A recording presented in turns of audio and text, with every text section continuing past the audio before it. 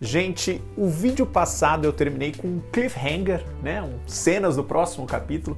Então eu vou direto ao assunto para não deixar ninguém esperando. Por que alguns gays têm dificuldade em lidar com afeto, especialmente afeto no sexo? Tem gente que quer afeto e não consegue, tem gente que quer dar afeto e não consegue, tem gente que recebe afeto mas não quer. Você até pode dizer que isso também acontece com os héteros, mas a nossa situação tem uma série de peculiaridades e explicações. E se a gente conversar sobre isso, talvez você vai se entender melhor e entender melhor os seus parceiros.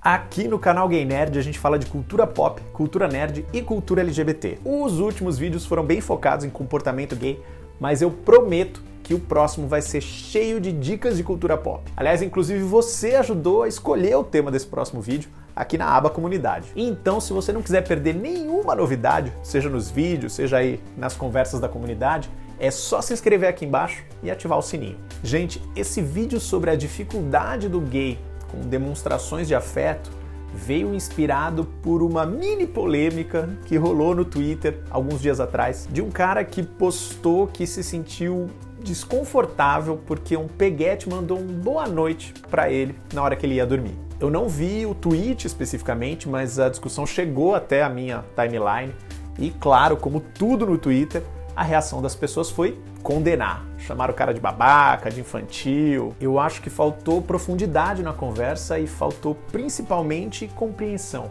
Esse cara podia ter reagido melhor? Podia. Agora, esse cara recebeu as ferramentas psicológicas, sociais, afetivas para reagir da maneira certa?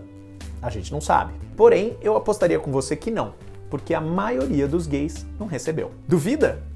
Então vê se você se reconhece em algumas dessas circunstâncias.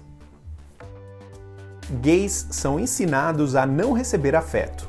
Essa já deve ser a terceira ou a quarta vez que eu falo aqui no canal sobre como a autoestima do gay é destruída na infância. Mas é inevitável porque essa é uma experiência muito comum e muito definidora. Desde cedo, muitos de nós não têm a referência primordial de carinho e afeto que é a da nossa família. A gente é quase doutrinado a se sentir indigno. Indigno de respeito, indigno de humanidade, indigno de afeto. Então dá para estranhar quando alguém carrega essa mentalidade, mesmo que inconscientemente, pro resto da vida? Homens são ensinados a não demonstrar afeto. Meninos, no geral, né, tanto faz se é hétero, se é gay, se é bi, são criados dentro de uma mentalidade que a gente chama de masculinidade tóxica. Eu fiz um vídeo sobre isso, que você pode conferir clicando nesse ícone aqui, mas, resumidamente, a masculinidade tóxica é um conjunto de crenças limitantes sobre como um verdadeiro homem deve se comportar. Isso inclui muito fortemente a repressão de vários sentimentos, como a afetividade, o medo, a fraqueza e a autoanálise. E para alguns meninos gays, a masculinidade tóxica bate com tudo, porque é uma maneira que eles encontram para esconder ou compensar a própria sexualidade. A nossa adolescência foi roubada. Por causa do medo e do preconceito, muitos de nós não exerceram a sexualidade e principalmente a afetividade durante a adolescência. E isso é um problemão, porque aqueles namoricos que a galera tem na adolescência, na verdade são um grande balão de ensaio para os relacionamentos que a gente vai ter no futuro. Assim como quando a gente é criança, a gente brinca de casinha, brinca de ter alguma profissão, e isso é uma preparação para o futuro. Quando a gente é adolescente, a gente brinca de ter um namoro. É ali que a gente começa a desenvolver os nossos recursos para um relacionamento. É ali que a gente começa a entender que a gente pode receber um afeto de uma outra pessoa, né? Que não seja o nosso pai ou a nossa mãe. E é ali que a gente começa a entender que tipo de afeto a gente gosta, como a gente gosta de retribuir e o que fazer quando esse afeto acaba. O namoro na adolescência tem uma função vital, que é permitir que a gente acesse a nossa vulnerabilidade num ambiente relativamente seguro, num momento em que a nossa autoestima e a nossa identidade ainda estão sendo construídas. Então você fica muito mais capacitado para lidar com a rejeição, que é o outro lado da moeda da afetividade. Nossa vida sexual vira uma válvula de escape. Pensa agora na situação desse gay. Ele já foi ensinado que ele não é digno de amor, que ele nunca vai encontrar amor, talvez ele nunca vai ser feliz, mas ao mesmo tempo ele morre de vontade de se relacionar com outra pessoa, de conhecer outro gay. Se ele não vai ter amor, o que sobra para esse cara? Sexo. E gente, eu não tenho nada contra sexo, tá? Eu tenho até amigos que fazem. Mas você percebe que tem uma inversão aí? A gente tem um substituto nas ferramentas de socialização, nas ferramentas de conexão com outra pessoa. A gente não aprende nada sobre relacionamento e tudo sobre sexo. Dá até para fazer uma pesquisa informal aí nos comentários. Me conta quantos de vocês tiveram a primeira experiência sexual antes de ter a primeira experiência de namoro. E para complicar, 11 anos atrás surgiu uma coisinha que deixou tudo ainda mais confuso. O Grindr é péssimo para a nossa saúde emocional. Gente, eu não vou demonizar o Grindr porque ele é uma ferramenta.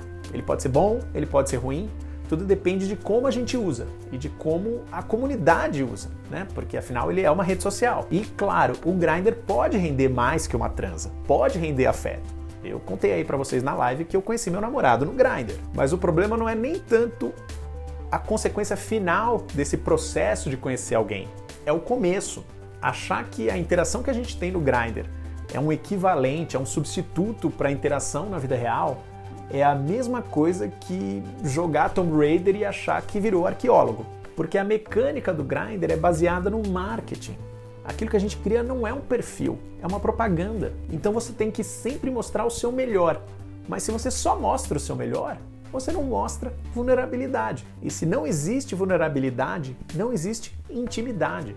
E se não existe intimidade, não existe afeto. É engraçado porque eu tenho vários amigos que têm horror a date presencial, né? Eles não gostam de jeito nenhum de encontrar uma pessoa pessoalmente para comer, para beber, para conversar. E para mim é muito claro que isso na real é a nossa incapacidade de lidar com a vulnerabilidade. E não só a nossa vulnerabilidade, porque a gente tem autoestima ruim e tal, mas também a da outra pessoa. Se você só lida com a pessoa no Grindr, né? Se ela é só um contatinho, né, na sua lista lá do celular, você está lidando com uma versão idealizada dessa pessoa. Você não tem que lidar com as fraquezas dessa pessoa. E isso é cômodo, isso é fácil, isso não exige nada da nossa humanidade. Então, o que fazer? Esse é um bom ponto para a gente terminar a nossa conversa, porque ele dá uma lição muito clara da relação dos gays com afeto. Não importa se você é o cara que não consegue expressar afeto, ou o cara que busca afeto, mas não consegue, ou que não quer afeto, mas recebe mesmo assim, a questão é que é sempre uma via de mão dupla. Então, a única maneira de lidar com isso é sendo compreensivo com você mesmo e com a outra pessoa. Olha todas essas circunstâncias que eu levantei. Quantas delas encaixam na sua vida? Quantas delas podem encaixar na vida do seu parceiro? Então, seja lá em que ponto você tá, não surta. Se você recebeu um boa noite do boy, ou se você mandou um boa noite e ele não respondeu, ou se você recebeu um eu te amo de surpresa, ou se você quer conversar todo dia e ele não. Entende que você está lidando com a complexidade de um ser humano. Você está lidando com uma história imensa de neuras, contradições, experiências e com a sua própria história. Então, o encaixe dessas duas histórias é difícil mesmo. Você não é obrigado a aceitar nada. Você não precisa de um sexo ou de um relacionamento que não corresponde ao que você quer. E você também não precisa corrigir, mudar ou salvar ninguém. Isso não é seu trabalho. O que eu estou dizendo é só que esses desencontros são normais, tanto da sua parte quanto da parte dele. E eu acho que é internalizando isso que a gente recupera um pouco daquela autoestima que foi sabotada na infância e aquela maturidade afetiva que foi negada na adolescência. Querido, se esse papo fez sentido para você, vai fazer sentido para mais pessoas também. Então dá um like e compartilha com os amigos. Se não fez sentido, se ficou alguma dúvida, ou se tem algum ponto que a gente precisa conversar mais, é só deixar seu comentário. Vocês sabem que eu respondo tudo. Me segue nas redes sociais e a gente se vê no próximo vídeo. Cada vez mais gay, cada vez mais nerd.